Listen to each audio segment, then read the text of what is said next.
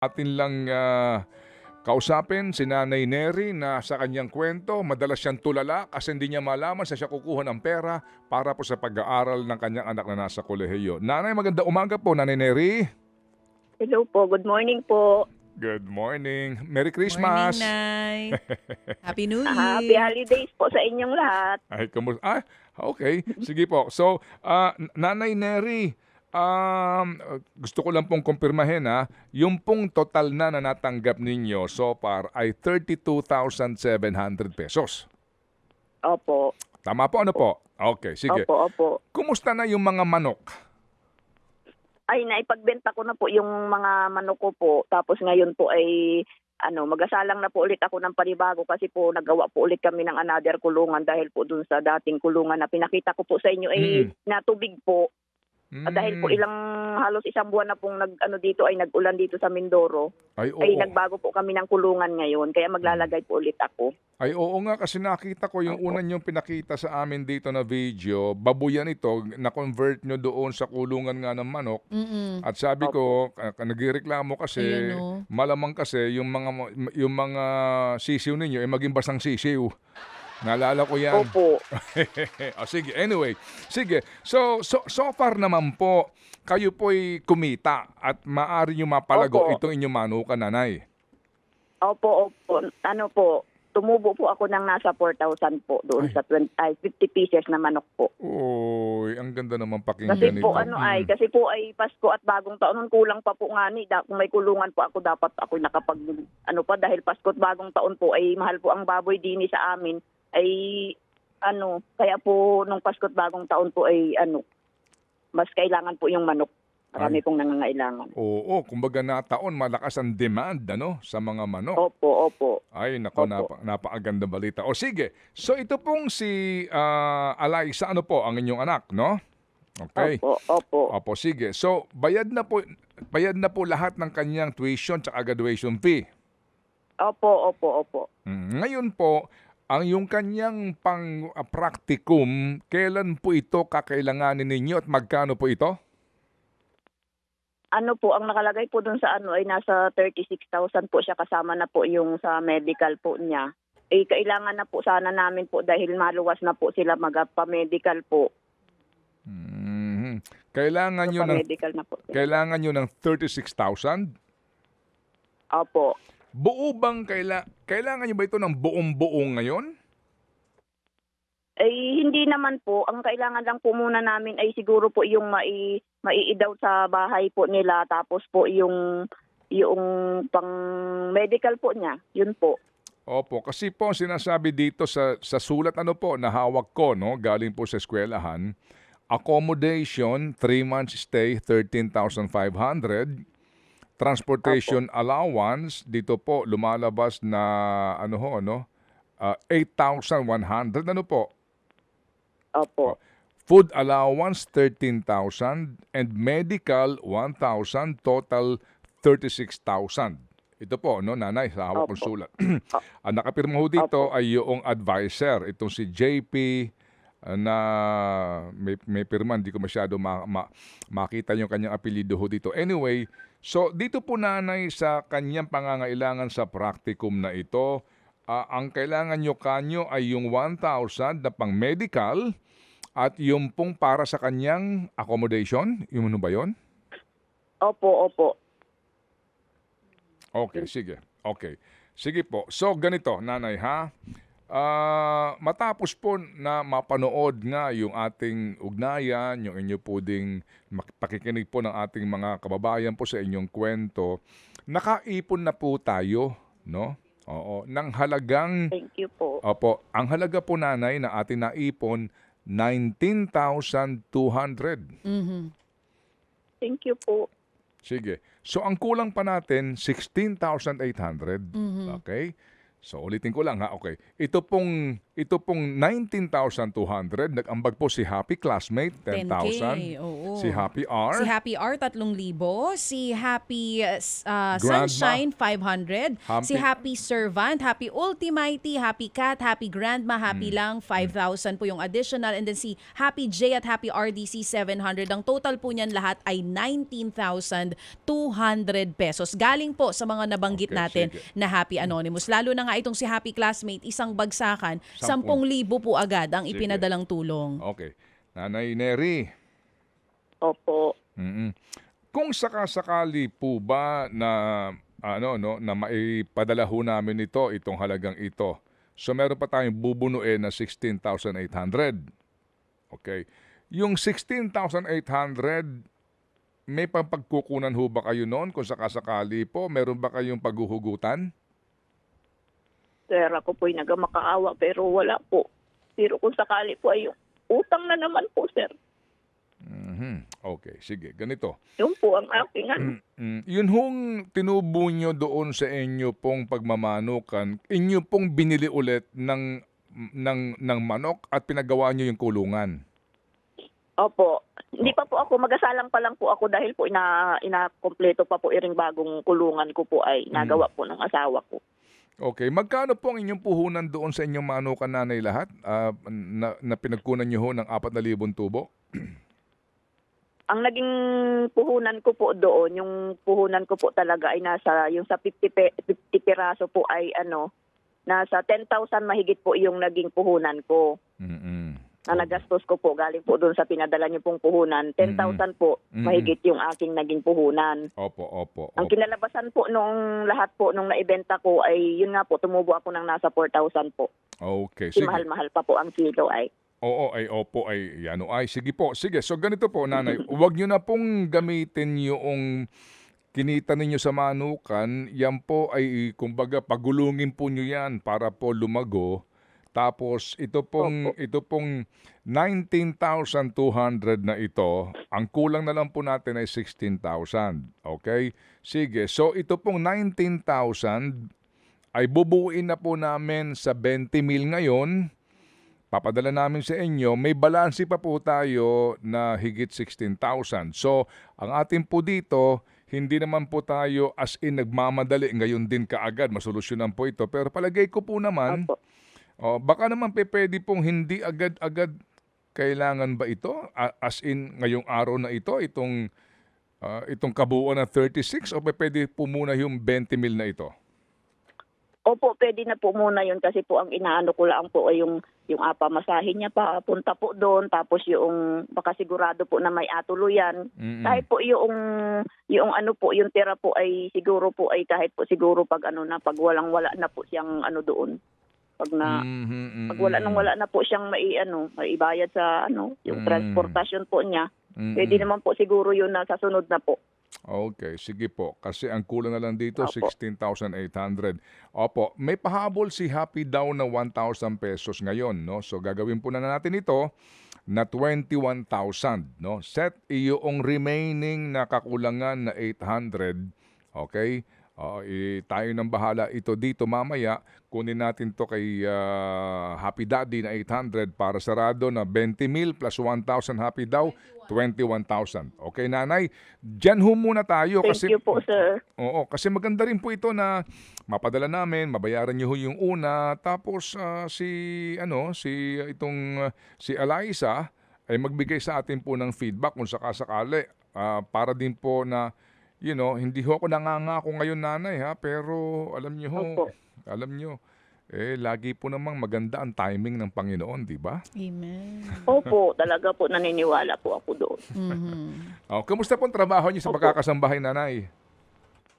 Ay hindi na po ako nagtrabaho, sir, at gawa po ng yung asawa ko po ang nagtatrabaho po sa construction ngayon. Ay ako po ang nagaano ng manok po. Wala po kasing mag-aintindi dun sa manok kung ako po yung magtatrabaho pa rin. Kaya po siya yung nagtrabaho po sa construction po. At saka Opo. tsaka maganda rin po na kayo'y naandidiyan at nagagabayan niyo ang inyong mga anak na nag-aaral pa po dito nga sa grade 7, no? Oo. Opo nga ni po. At Opo. saka itong 17 years old. O sige, Pati po pag-alaga ng apo.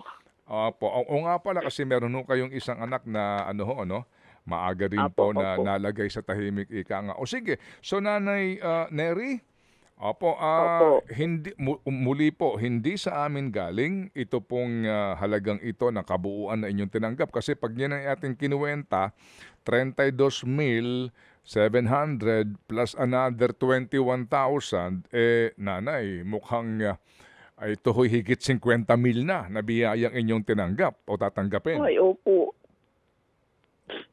Pagkabuti po ng Panginoon, sir. Sabi po yung nag-iisip lang ako kung saan ako makuha ng mga bagay po na yan ay ngayon po ay tinupad ng Panginoon yung aking panalangin. Maraming salamat po sa inyo, sir. Sa programa niyo po, kayo po yung naging way para po tugunan po yung pangangailangan po namin mag-anak. Hindi ko na po alam kung saan makuha po talaga. Puno na po ako ng utang para lang po makapagpatapos po ng mga anak. Opo. At Maraming salamat po sa inyong lahat. Happy Anonymous po. Hindi ko man po maano, pero yung sobrang pasasalamat ko po sa inyo, ibalik po sa inyo ng 10 beses yung mga tinulong niyo po sa amin. Maraming salamat po sa inyong lahat. Pagpalain po kayo ng buong may kapal. Amen. Amen. Salamat po sa lahat ng mga nagmamalasakit, sa mga tulad po ninyo na ito nga po, ano, at napagtagumpayan natin tong mga unang hamon na ito. Basta sabihin niyo po kasi mukha yatang hindi pa pwede makapanayam natin si Eliza kasi mukhang nagdedepensa po ng kanyang thesis, no? Sa Opo, graduation. final defense po nila ngayon. Sige, sabihin niyo si Eliza na pagbutihin at mag-focus lamang ha dito po sa ating adhikain na talagang matapos niya ang kursong ito at makapagtrabaho na po siya. Opo, alam naman po niya yun, sir. Talagang gusto na rin po nga niyang makapagtapos para po daw ako ay hindi na namang problema sa pang-tuition, kasi po, para din po siya ay makasuporta sa baon niya. Ay minsan po nagalinis po yun ng kuko, nagatinda din ng frozen para lang po. Para po, pag hindi wala akong maibigay, ay meron po siyang tapos nagagawa din po siya minsan ng mga kaklase niya para meron siyang, kasi po minsan ay mama pahinging baon. Sabi ko, wala akong pera din. Ay kahit pamasahe lang. Sabi ko, ay wala man din. Ay di mautang po kay nanay ko ng pagbaon. Tapos po minsan ay mabuti na lang at ako'y pinagawa ng mga kaklase ko ng at di yun may naipamasahe po siya papasok sa school. Okay. Well, sige po nanay at kasi sigurado po ako kapag awa ng Panginoon makapagtapos itong si Eliza, mauobliga siyang magtrabaho at tumulong para naman sa kapatid na mag-aaral din. Di ba na nag-aaral din? Opo. Ganun po naman lagi ang obligasyon ng mga anak na maralita na ginapang ang pag-aaral po ng kanilang mga magulang kapag nakapagtapos, obligadong tumulong naman sa mga kapatid na nag-aaral. Ano po, nanay? Opo. Yun po nga ang goal niya po. Gusto po nga makagraduate na at ma-abroad daw po siya para malaki-laki daw po ang kita at may tulong po sa amin. Ang sabi niya po. Opo. Abay, maganda po yan kapag may ambisyon ng ganyan ng bata. Ano po? So sige, kumbaga, ano muna tayo? Tigisa, hakbang muna tayo. Makapagtapos muna ng maayos and then sigurado ako kasi bago ka makapag-abroad dito sa ganitong uri ng trabaho, kailangan ng experience, makapagtrabaho muna, one step at a time. But basically po, muli ha? Okay, muli. Ganito nanay, nagmensahe po sa, magkano na lang ang balanse nito? Seth, sandali nanay Neri ha? Galing dun sa 36, Okay, so kasi 21 na. Okay, so 36,000 ang kailangan ni nanay. Tapos meron na tayong 21,000, tama? 15 na lang, 15,000. Okay, sige. So nanay, sabi dito ni Sir Happy Anonymous, huwag niyo nang problemahin niya, sagot niya na ito. Wow! Ay, maraming salamat po sa inyong lahat. Masaya mo ng puso. Ay, sabi ko, paano ko kaya na naman tulad po ngayon, may final defense, may bayad po mama, pahingin pambayad, 800 sa defense. Sabi ko, naku, sana naman ako makapagpun. Ay, salamat po sa inyong lahat. Napakabuti mo ng Panginoon. Ibalik po sa inyo. Salamat Salamat po. Thank you po. Salamat po, Sir Ted, sa inyong programa po. O, sige po nanay, alam ko po na yan ay luha. Opo, luha ng kagalakan, pero may luha din po ng pangamba, no? Kasi sabi nga ni nanay, nung siya po'y napasok pa dito sa kanya pinapasukan po bilang kasambahay, araw-araw siyang tulala. Saan ko kaya kukunin ka itong perang kailangan sa pag-aaral nitong si Eliza? Araw-araw daw po. Yan ang kanyang iniisip. Pero siguro din po sa inyong araw-araw na panalangin, araw-araw nakikinig ang Diyos. Ay, opo, napakabuti po ng Panginoon, sir. Amen, amen. Sige. So, nanay, ganito po ito ba'y may remittance fee set? Kung sakasakali. Sige po, ngayon ding umagang ito, pagkatapos ng aming programa, itong ating abala na si Seth Velasquez ay gagawa ng paraan kasama si Dimple, si Patricia dito, si Erwin, para agad maipadala ang kabuuan na 36,000. Set, kung meron itong remittance fee, tayo na din ang aako nito para sigurado tayo malinis na 36,000 ang ating may papadala kay nanay. Okay? Sige. So, ito ho, nanay. Para po sa inyong karagdagan, para meron pa ho kayong kasi baka kailangan pa itong mga kinakailangan kanin, defense, etc. So, gagawin na po nating 38,000 kasi may 2,000 pinadala po si Happy Mega. Okay? Sige. Ay, sir. Thank you po sa inyo. Okay, sige. So, napagtagumpayan natin ito. Itong 36,000, may sobra pa. Okay. Thank you po. Hindi na nakapagsalita si nanay sa kagalakan, ano? Maraming salamat po sa inyong lahat. Sa inyong programa po, maraming salamat po sa lahat po ng Happy Anonymous po na tumulong po sa amin. Maraming salamat po. Amen. Ay talaga po ngayong umaga ako po nag-aisip at nung isang araw pa po ako nakakulit na Alisa, mag-ano na kami, medical. Sabi ko, saan ako makakuha na naman kaya? Opo, ito na po. Ito, perfect timing po itong araw na ito, nanay, para hindi nyo na po isipin kung saan kukunin yung mga kailangan para po sa pampaaral at OJT ni Eliza. So ngayong araw na ito, once again, nanay, hindi 36 kundi 38,000 po ang ipapadala nating tulong. Pasalamatan natin lahat ng mga Happy Anonymous natin na nakatutok sa atin ngayon. Yung po mga nagbibigay ng tulong mula pa noon hanggang ngayon. Si Happy Anonymous nga, 15,000 pesos po ang sinagot para wala na po kayong isipin. Ay, abangan nyo po Ito pong pagmensahe sa inyo ulit ni Seth para po dito sa ipapadala nating tulong ngayong araw mismo. Sandali lang. Uy, teka na, meron pa? Wow, wait, there's more. Nanay Neri. Po. Kasi nga po, sigurado po kasi din tayo dito, pag alis nitong si Eliza, pagpunta dito, so wala na tayong problemahin dito po sa inyong, dito sa kanyang pambayad doon sa titirhan. Yes, diba? meron na. Pambayad po doon sa kanyang kakainin. Oo. Sigurado ko yan si Eliza, baka bukas makalawa, hihingi na naman din po siguro ng kaunti para ho sa, kung kailangan, pamasahe. Alam niyo yung ganon, di ba? Meron pang mga ilang pang gastusin. At saka ito pong inyong negosyo na pagmamanok, gusto ko kayong tulungan dito ni Happy C at nagbibigay siya ng dagdag na 10,000 piso. Yan. Salamat po. So malaki ito ha, nanay, medyo malaki-laki po ito. Okay, kung 38 plus 10, it's 48,000. So gagawa tayo ng paraan paano maipapadala ito ng maayos, nanay, ha? Opo. Opo, thank you po. Sige, kung napalakihan ko na po yung kulungan ko.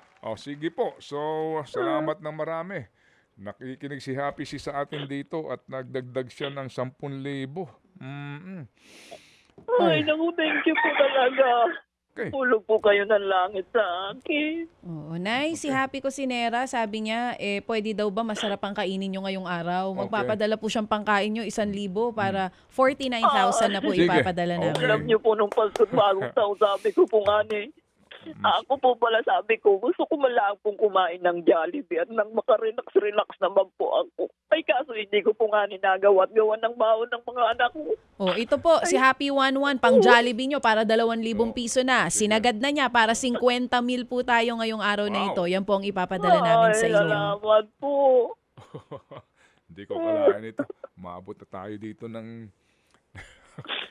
Makarelax mo ako kahit Sige. kaunti, kahit yung aking utak mo ay makarelax kahit kaunti. Opo. Sige, yung mga utang ninyo, huwag nyo munang bayaran dito galing, ha? Opo. Yung utang ninyo, pag sumikapan nyo po doon sa inyong hanap buhay, kasi ngayon may dagdag na kayong pangpuhunan. Para po, masiguro lang po natin, ang lahat na tinanggap po ninyo ay para doon nga sa dapat puntahan nito. So, muli po nanay, maghihintay kami. Wala na hong duda, ipapadala po namin to sa inyo. Yun lang pong preba ng pagbabayad doon sa practicum. Yun lang po lahat ng mga pangangailangan para po sa tiwala ng mga nagmamalasakit nating kababayan. Sige, so nanay, hindi pa ho tayo tapos, muli kaming tatawag sa inyo. Abangan nyo po yung tawag po ng aming pong programa kung paano po natin maililipat ito. Malaking halaga po ito na umabot nga po ng 50,000 pesos. Okay, nanay? Ay, Okay. Thank you po, sir. Opo.